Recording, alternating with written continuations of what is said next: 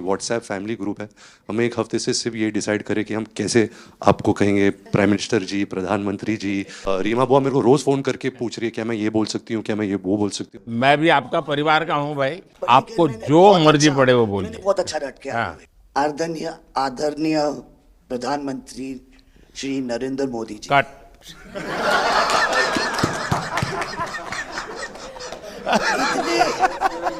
इतने कीमती वक्त में आपने सबको आज यहाँ निमंत्रित किया राज कपूर के बर्थडे 100वीं बर्थडे पे अवसर पे। हम आपका शुक्रिया अदा करते हैं। और पापा की पिक्चर के गाने की एक दो लाइन याद आ गई। मैं ना रहूंगी, तुम ना रहोगे, लेकिन रहेंगी निशानियां। वाह।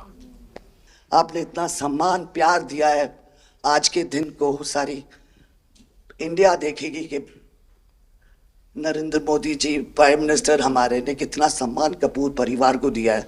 राज कपूर कपूर साहब ऊपर का से बहुत बड़ा योगदान है जी। आपका स्वागत करने का अवसर मिला और राज साहब का 100वां जन्मदिन यानी हिंदुस्तान की फिल्म इंडस्ट्री की स्वर्णिम यात्रा का वो कालखंड है जी। अब 1947 नीलकमल, अब 2047 को हम जा रहे हैं। 100 साल की एक प्रकार से जब यात्रा बनेगी तो कितना बड़ा देश को कंट्रीब्यूशन है।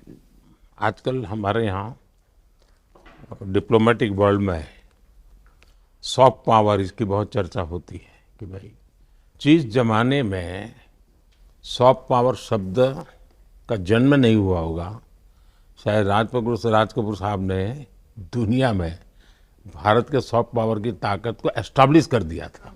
यानी एक बहुत बड़ी भारत को उनकी सेवा थी। रणबीर के साथ हुआ है, वो गाड़ी में बैठा था और एक रशियन टैक्सी ड्राइवर था और उसने बोला कि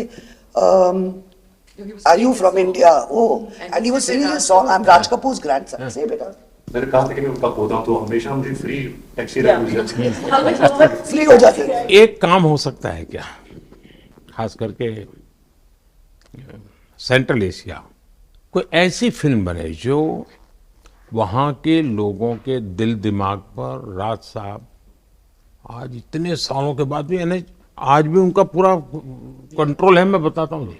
आज छोटे बच्चों को भी सिखाते गाने। हाँ, यानी उनके जीवन में प्रभाव है। मुझे लगता है कि सेंट्रल एशिया में बहुत बड़ी ताकत है जी। हमें पुनर्जीवित करना चाहिए, हमें इसको नई पीढ़ी तक जोड़ना चाहिए और एक लिंक बने, वैसा कोई क्रिएटिव वर्क करना चाहिए और बन सकता है। वो उनको इतना प्यार मिला उसमें कि ये थोड़ा से उनका नाम इंटरनेशनली भी बाहर गया और उनको बोल सकते हैं छोटे से तरीके से एक कल्चरल एम्बेसडर। लेकिन आज मैं ये आपको बोलना चाहती हूँ, वो छोटे से कल्चरल एम्बेसडर थे, लेकिन हमारे प्राइम मिनिस्टर इंडिया के तो हमें ग्लोबल मैप में डाल दिया है। एंड वो हम we are so proud, each member of this family is very proud. देखिए, देश की आज प्रतिष्ठा बहुत बड़ी है, बहुत बड़ी है। सिर्फ योगा ले लीजिए जी, आज दुनिया के किसी भी देश में जाइए, योगा के प्रति इतना मम्मी और मैं, हम दोनों, बेबो लोलो, हम सब योगा में बहुत रुचि रखते हैं जी। वैसे मैं दुनिया के जितने लीडर से मिलता हूँ, लंच डिनर अगर साथ में है तो मेरे अगल बगल में जितने भी है वो मेरे से योगा के लिए ही चर्चा करते हैं। एक छोटा सा ट्रिब्यूट है नाना जी के लिए। एक्चुअली दरअसल मेरा पहला फिल्म है एज अ प्रोड्यूसर एंड मेरा सपना था कि मैं अपने फैमिली के साथ कुछ करूं, तो सब इस फिल्म में है। मैं एक चीज बोल सकती जी हूँ, बिल्कुल। ये वो ग्रैंडसन है, रादर ग्रैंडसन्स, मेरे दोनों बच्चे, हैं, ये अपने नाना को मिले नहीं है हैं। और ये पिक्चर बना रहे हैं और उनकी सब उस अरमान ने इतनी खोज की है हर चीज की और उसमें थोड़ा बहुत just for him he is making. जो कुछ सीखे हम फिल्मों के माध्यम से और जो माँ ने सिखाया मुझे, उनसे सीखे हम।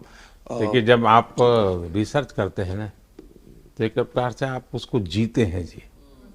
उस दुनिया को जीते हैं, तो आप बड़े भाग्यवान हैं जी कि भले आपने नाना जी को देखा नहीं, लेकिन नाना जी को जीने का आपको अवसर मिल रहा है। जी बिल्कुल बिल्कुल, ये बहुत बड़ा सपना है मेरा और I am really thankful, full family is part of this. मुझे याद है हमारे यहाँ इनके फिल्मों की ताकत क्या थी। जनसंघ का जमाना था और दिल्ली का चुनाव था, तो चुनाव में जनसंघ के लोग हार गए। तो आडवाणी जी, अटल जी ने कहा यार चुनाव तो हार गए, क्या करेंगे, तो चलो बोले मूवी देखते हैं। तो वो मूवी देखने गए, राज कपूर साहब की मूवी फिर सुबह होगी। जनसंघ के दो नेता पराजय के बाद जाते हैं और मूवी देखते हैं फिर सुबह होगी, और आज फिर सुबह हुई। मैं चाइना में था, आपके पिताजी का एक गाना था, उसको वो प्ले कर रहे थे। तो मैंने मेरे साथियों को कहा, मैंने कहा इसका मोबाइल फोन पर रिकॉर्डिंग करो, मैंने ऋषि साहब को भेजा था। अच्छा। और वो इतने प्रसन्न हो गए। इनफैक्ट अभी हाल ही में आप आई थिंक अफ्रीका गए थे और वहाँ भी मैंने एक क्लिप देखा था, आप एक जवान के साथ खड़े थे और वो उस टाइम मेरा गाना गा रहे थे। समझा, पर मैंने वो क्लिप देखा था और काफ़ी लोगों ने मुझे भेजा था और सब लोग बहुत खुश हो गए। बट एक चीज़ मैं कहना चाहूँगी, गाना जो है जो दुनिया को यूनाइट करता है, स्पेशली जो हिंदी गाने होते हैं, मतलब लोग गाते ही रहते हैं, शायद शब्द उनको समझ में ना आए। और ये मैंने काफ़ी देखा जब हम ट्रैवल करते हैं, खास करके of course with Raj Kapoor songs, but even now I think एक जो एक स्पेशल फीलिंग और एक सेंटिमेंट होता है हमारे गानों में, सब लोग बहुत इंस्टेंटली कनेक्ट करते हैं। और उसी के साथ एक क्वेश्चन था आपके लिए, क्या आप गाने सुन पाते हैं? मैं सुन पाता हूँ, क्योंकि मुझे अच्छा लगता है, कभी मौका मिल जाए तो मैं जरूर सुन लेता हूँ। आप पहले प्रधानमंत्री हैं जिससे मैं मिला हूँ, और आपने आंखों में आंख लगा के इतने मतलब पर्सनली हमसे मिले हैं, और 2 बार मिले हैं। आप में इतनी अच्छी एनर्जी है और आप इतनी मेहनत करते हैं, और आप जो करते हैं मैं आपको कंग्रेचुलेट करना चाहूँगा, और thank you for opening your doors और हम सबसे मिलने के लिए और इतने एक्सेसिबल होने के लिए। तो बहुत बहुत शुक्रिया। मैं आपके पिताजी को मिला हूँ और मैं सोच रहा था कि आज मुझे 3 पीढ़ी को मिलने का मौका मिलेगा, लेकिन आप लाए नहीं तीसरी पीढ़ी को। They're all big actors. We are not in the creative field. My children are trying level best. That we would be invited by the Prime Minister. मतलब पापा थैंक यू। 13, 14 और 15 दिसंबर को हम राज कपूर का एक रेट्रोस्पेक्टिव कर रहे हैं। गवर्नमेंट ऑफ इंडिया, NFDC और NFAI ने हमारी बहुत मदद की। हमने उनकी 10 फिल्म लेके उनको रिस्टोर किया है, ऑडियो और विजुअल। तो हम पूरे हिंदुस्तान में कुछ 160 थिएटर्स में 40 सिटीज़, अराउंड 40 सिटीज़ उनकी फिल्में दिखा रहे हैं। तो 13 तारीख को हमारा प्रीमियर है, जो हम मुंबई में करें। पूरी फिल्म इंडस्ट्री को हमने बुलाया। Thank you. Jai Ganesh.